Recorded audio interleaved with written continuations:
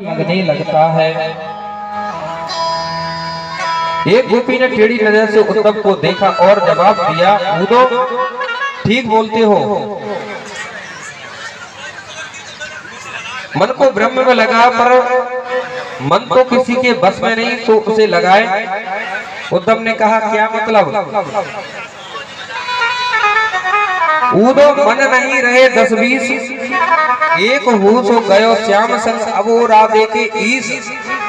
उद्धव मन नहीं 10-20, मन तो एक होता है, तो एक मन तो हमने कन्हैया में लगा दिया और वो चुरा कर ले गए। अब मन हमारे 10-20 नहीं है, तो हम पर ब्रह्म में कैसे लगाएं? तुम कृष्ण के सखा हो, हमारी बात सुन लो। किसी ब्रह्म को मैं नहीं जानती। कृष्ण तन, कृष्ण मन, कृष्ण ही हमारा धन है। 8वां याम उद्धव में कृष्ण से ही काम है।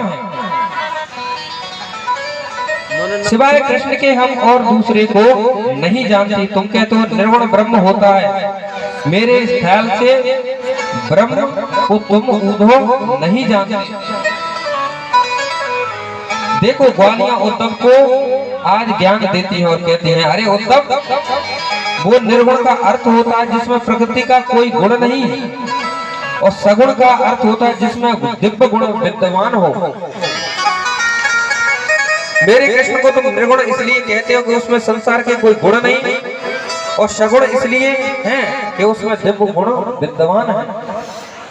तुम कहते हो उसके पैर नहीं होते, निर्गुण ब्रह्म के पैर नहीं होते तो कृष्ण गौ में चराने जाते कैसे थे?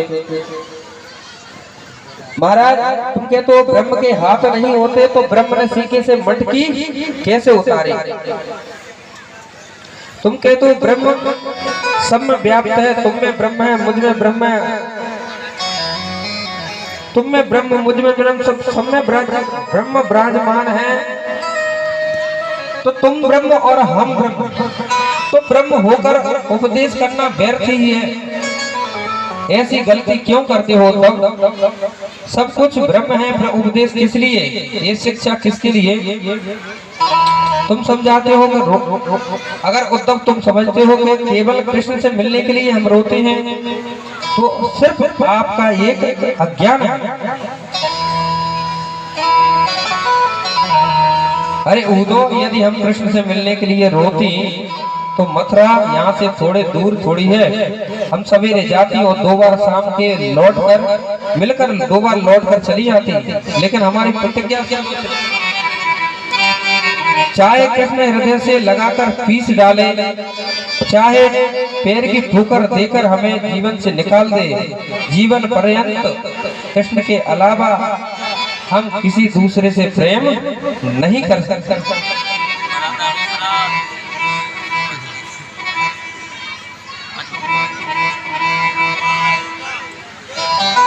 चाहे जीवन भर भी ना मिले तो उसकी याद में हम रोते रोते जीवन निकाल देंगे, लेकिन कृष्ण के अलावा हम दूसरे को नहीं चाहेंगे। और महाराज गोपियों को रुदन करने लगे। रोते रोते उनके नेत्रों की आंसू की धारा बह चली। गोपियों के नेत्रों से बहने वाली आंसुओं की धारा बनारे के रूप में परिणित हो गई। वही प्रेम की नदी एक सरोवर के रूप में परिणित हो गई, और वही सरोवर एक अथाह समुद्र के रूप में परिणित हो गया। उद्धव जी ने ऐसा गोता लगाया कि महाराज 7-6 महीने उसी में गोता खाते रहे। 7 महीने के बाद जैसे उद्धव भगवान के पास पहुंचे तो भगवान ने हाथ जोड़कर कहा, आओ ज्ञानी जी। उद्धव जी के नेत्र सजल हो गए, आंखों से अश्रु की धारा बह चली। ज्ञान की जो सेज थी, आज गोपियों के डंडा ऐसे पड़े कि आज वो गुदड़िया बन गई। और उद्धव जी ने एक ही बात कही, हे गोपाल, यदि मैं मानव का शरीर बनूं तो वो ब्रज में मिले, ब्रजमंडल में यदि पशु बनूं तो वो भी ब्रजमंडल में, और यहाँ तक की घास का एक तिनका बनूं तो भी ब्रजमंडल में बने। चरणों की धूल मेरे मस्तक पर चढ़ जाए, बस मेरा जीवन पवित्र हो जाएगा। सुखदेव जी कहते हैं, राजन, उद्धव की मन की परिस्थिति बदल गई, एकदम विचारों में परिवर्तन आ गया।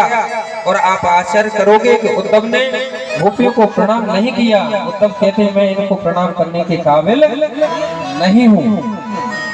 उद्धव ने गोपियों के चरणों में प्रणाम नहीं किया, मैं इनको प्रणाम करने के योग्य नहीं हूँ। उद्धव ने तो गोपियों के चरणों की धूल को अपने मस्तक पर धारण कर लिया, उनकी चरणों की धूलों को प्रणाम किया।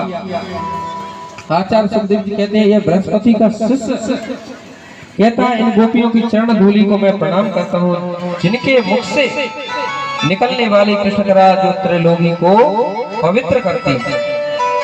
उद्धव ने गोपियों को प्रणाम करके कहा देवियों मैं आपको वचन देता हूँ, शाम काल का सूरज तो बाद में होगा, पहले आपको गोविंद के दर्शन हो जाएंगे, मैं वचन देता हूँ। महाराज उद्धव दौड़ लगा दी मथुरा की ओर। प्रेम के ढोल के सामने ज्ञान की डुबडुबी की आवाज सुनाई, कौन सुने। जैसे ही उद्धव जी मथुरा पहुंचे 7 महीने के बाद भूल कर गए थे कि 1 घंटे से ज्यादा मैं ब्रज में नहीं रुकूंगा, लेकिन महाराज यहाँ 7 महीने बीत गए। और जैसे ही भगवान के कक्ष में प्रवेश किया उद्धव जी ने, तो भगवान श्री कृष्ण ने कहा आओ ज्ञानी जी आइए। दौड़कर उद्धव ने भगवान को गले से लगाया। उद्धव ने कहा क्यों गले पे नमक छिड़क रहे हो, तुम कितने निष्ठुर हो, मैंने आज जाना तुमसे बड़ा निष्ठुर इस संसार में कोई दूसरा हो ही नहीं सकता। भगवान ने कहा क्या हुआ, बोले ये पूछो कि क्या नहीं हुआ। अरे गोपाल उन गोपियों की परिस्थिति कैसी है वो मुझसे ज्यादा कोई दूसरा नहीं समझ सकता।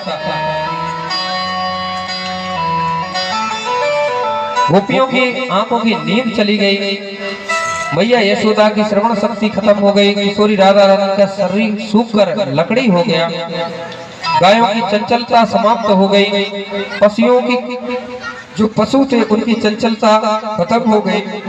एक ब्रजवासी ने कहा उद्धव जा दिन से लाला कन्हैया हमें छोड़कर गए हैं, बाद दिन से सबसे बड़ी गरीबी हम पर आ गई, वहां से बड़ी गरीबी संसार में दूसरी हम पर नहीं थी।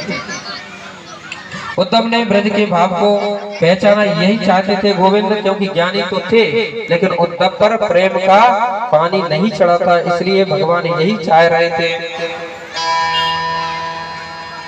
अब महाराज आज उद्धव प्रसन्न है और राधा रानी कृष्ण नाम दो नहीं, राधा और कृष्ण दो नहीं, राधा और कृष्ण एक ही है। राम रूपे भविष्य सीता रुक्मणी कृष्ण जन्मते।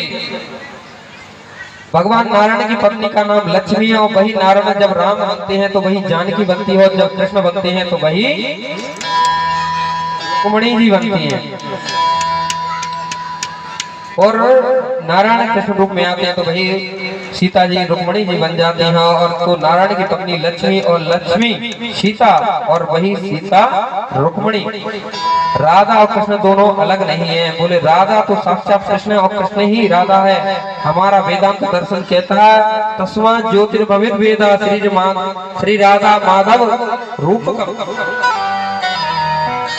एक ही ज्योति नीचे से ऊपर चली गई और दो रूप में परिणत हो गई और उसी को हम राधा माधव कहते हैं। राधा ही कृष्ण और कृष्ण ही राधा है। इसलिए राधा का प्रेम, गोपियों का प्रेम हमारे जैसा नहीं था, उनका प्रेम निश्चल था। निर्गुण ब्रह्म को जो उंगली पर नचा दे, ताई अहीर की छोरियां छतियां वर छाछ पे नाच नचावे हमारा। और आपके जैसा प्रेम थोड़ी था, उनका प्रेम अद्भुत प्रेम था।